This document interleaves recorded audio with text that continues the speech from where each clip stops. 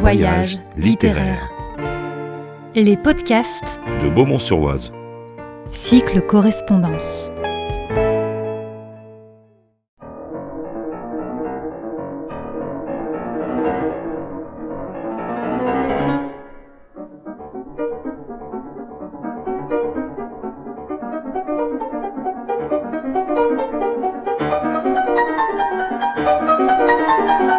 Hauteville House, 18 octobre 1862. Vous avez raison, monsieur, quand vous me dites que le livre Les Misérables est écrit pour tous les peuples. Je ne sais s'il sera lu par tous, mais je l'ai écrit pour tous. Il s'adresse à l'Angleterre autant qu'à l'Espagne, à l'Italie autant qu'à la France, à l'Allemagne autant qu'à l'Irlande, aux républiques qui ont des esclaves aussi bien qu'aux empires qui ont des serfs. Les problèmes sociaux dépassent les frontières. Les plaies du genre humain, ces larges plaies qui couvrent le globe, ne s'arrête point aux lignes bleues ou rouges tracées sur la map monde. Partout où l'homme ignore et désespère, partout où la femme se vend pour du pain, partout où l'enfant souffre faute d'un livre qui l'enseigne et d'un foyer qui le réchauffe, le livre Les Misérables frappe à la porte et dit « Ouvrez-moi, je viens pour vous ». À l'heure, si sombre encore, de la civilisation où nous sommes, le misérable s'appelle l'homme. Il agonise sous tous les climats et il gémit dans toutes les langues. Votre Italie, qui n'est pas plus exempte du mal que notre France, votre admirable Italie a sur la face toutes les misères. Est-ce que le banditisme, cette forme furieuse du paupérisme, n'habite pas vos montagnes ? Peu de nations sont rongées plus profondément que l'Italie par cet ulcère des couvents que j'ai tâché de sonder.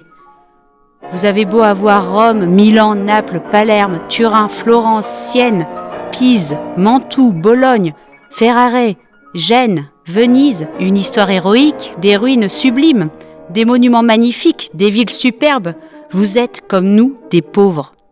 Vous êtes couverts de merveilles et de vermine. Certes, le soleil de l'Italie est splendide, mais hélas, l'azur sur le ciel n'empêche pas le haillon sur l'homme.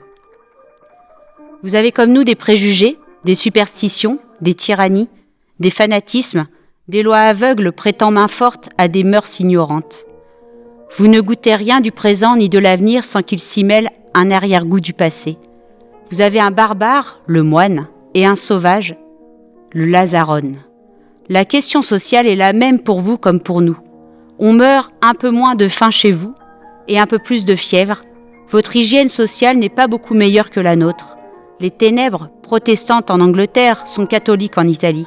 Mais sous des noms différents, le vescovo est identique au bishop. Et c'est toujours là de la nuit et à peu près de même qualité. Mal expliquer la Bible ou mal comprendre l'Évangile, cela se vaut. Faut-il insister ? Faut-il constater plus complètement encore ce parallélisme lugubre ? Est-ce que vous n'avez pas d'indigents ? Regardez en bas. Est-ce que vous n'avez pas de parasites ? Regardez en haut. Cette balance hideuse dont les deux plateaux, paupérisme et parasitisme, se font si douloureusement équilibre, est-ce qu'elle n'oscille pas devant vous comme devant nous ? Où est votre armée de maîtres d'école, la seule armée qu'avoue la civilisation ? Où sont vos écoles gratuites et obligatoires ? Tout le monde sait-il lire dans la patrie de Dante et de Michel-Ange ? Avez-vous fait des Prytanée de vos casernes ?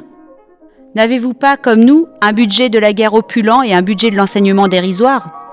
N'avez-vous pas, vous aussi, l'obéissance passive qui, si aisément, tourne au soldatesque ? N'avez-vous pas un militarisme qui pousse la consigne jusqu'à faire feu sur Garibaldi, c'est-à-dire sur l'honneur vivant de l'Italie ? Faisons passer son examen à votre ordre social. Prenons-le où il en est et tel qu'il est. Voyons son flagrant délit. Montrez-moi la femme et l'enfant. C'est à la quantité de protection qui entoure ces deux êtres faibles que se mesure le degré de civilisation. La prostitution est-elle moins poignante à Naples qu'à Paris ? Quelle est la quantité de vérité qui sort de vos lois et la quantité de justice qui sort de vos tribunaux ? Auriez-vous par hasard le bonheur d'ignorer le sens de ces mots sombres ? Vindicte publique, infamie légale, bagne, échafaud, bourreau, peine de mort ? Italien, chez vous comme chez nous, Beccaria est mort et Farinacci est vivant. Et puis, voyons votre raison d'État. Avez-vous un gouvernement qui comprenne l'identité de la morale et de la politique ? Vous en êtes à amnistier les héros ? On a fait en France quelque chose d'à peu près pareil. Tenez, passons la revue des misères, que chacun apporte son tas. Vous êtes aussi riches que nous. N'avez-vous pas, comme nous, deux damnations, la damnation religieuse prononcée par le prêtre et la damnation sociale décrétée par le juge?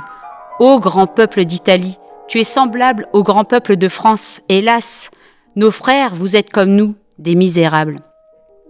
Du fond de l'ombre où nous sommes et où vous êtes, vous ne voyez pas beaucoup plus distinctement que nous les radieuses et lointaines portes de l'Éden. Seulement les prêtres se trompent. Ces portes saintes ne sont pas derrière nous, mais devant nous. Je me résume. Ce livre, Les Misérables, n'est pas moins votre miroir que le nôtre. Certains hommes, certaines castes se révoltent contre ce livre, je le comprends. Les miroirs, ces diseurs de vérité sont haïs. Cela ne les empêche pas d'être utiles. Quant à moi, j'ai écrit pour tous, avec un profond amour pour mon pays, mais sans me préoccuper de la France plus que d'un autre peuple. À mesure que j'avance dans la vie, je me simplifie et je deviens de plus en plus patriote de l'humanité. Ceci est d'ailleurs la tendance de notre temps et la loi de rayonnement de la Révolution française. Les livres, pour répondre à l'élargissement croissant de la civilisation, doivent cesser d'être exclusivement français, italiens, allemands, espagnols, anglais et devenir européens. Je dis plus, humains. De là une nouvelle logique de l'art et de certaines nécessités de composition qui modifient tout, même les conditions, jadis étroites, de goût et de langue, lesquelles doivent s'élargir comme le reste. En France, certains critiques m'ont reproché, à ma grande joie, d'être en dehors de ce qu'ils appellent le goût français. Je voudrais que cet éloge fût mérité. En somme, je fais ce que je peux. Je souffre de la souffrance universelle et je tâche de la soulager. Je n'ai que les chétives forces d'un homme et je crie à tous « Aidez-moi !»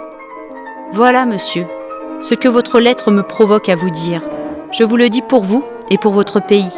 Si j'ai tant insisté, c'est à cause d'une phrase de votre lettre. Vous m'écrivez « Il y a des Italiens et beaucoup qui disent « Ce livre, Les Misérables, est un livre français. » Cela ne nous regarde pas. Que les Français le lisent comme une histoire, nous le lisons comme un roman. Hélas, je le répète, Italiens ou Français, la misère nous regarde tous. Depuis que l'histoire écrit et que la philosophie médite, la misère est le vêtement du genre humain.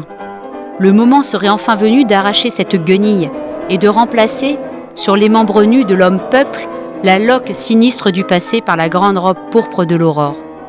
Si cette lettre vous paraît bonne à éclairer quelques esprits et à dissiper quelques préjugés, vous pouvez la publier, monsieur. Recevez, je vous prie, la nouvelle assurance de mes sentiments très distingués. Victor Hugo.